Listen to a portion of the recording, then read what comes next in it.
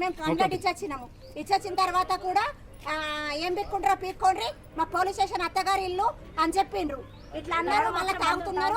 ఇక CC camera record అవుతుందని మేము చెప్పినాము. చెప్తే ఏం చేస్తున్నారు, లోపలికి పోతున్నారు, తాగి బయట పెట్టుకొని పోతున్నారు అని అంటున్నారు.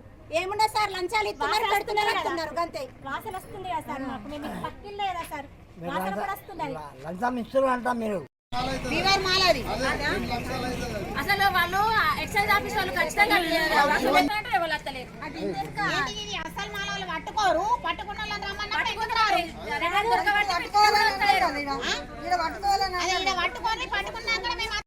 30 రూపాయలు కట్టింది 30 రూపాయలు. ఇంట్లో ఒక్క పాయింట్ ఎన్ని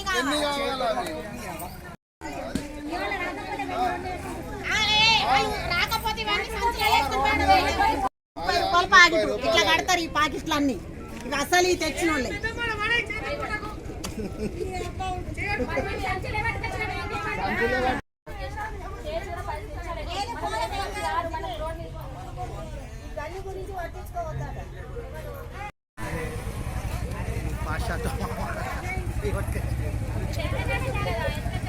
వీరు మాట దొరికిందండి.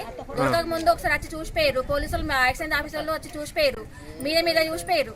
మళ్ళీ మేము ఇక్కడ ఉండి ఆడోళ్ళం, గల్లీలో ఉన్న ఆడోళ్ళు అందరం కలిసి మొత్తం చూసినాం, వెతికితే అదంతా దొరికింది గుడుంబ. ఇప్పుడు ఎన్నిసార్లు ఫోన్ చేసినా ఆయన వస్తున్నాను అంటాడు, 12 సార్లు ఫోన్ చేసినా వస్తున్నా అంటుండే, వస్తలేడు. మేము చేసి కూడా 10-15 నిమిషాలు అవుతుంది, రెస్పాన్స్ ఏం లేదు. మరి మా పరిస్థితి ఏంది, మేమేం చేయాలి, మమ్మల్ని ఎవరు పట్టించుకోవాలి?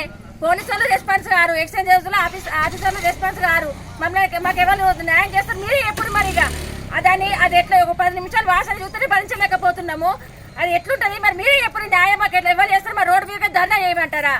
మరి అది పట్టుకొని మరి వస్తారా? మాకు న్యాయం ఎవరు చేస్తారో మీరే ఎప్పుడు మరి ఇక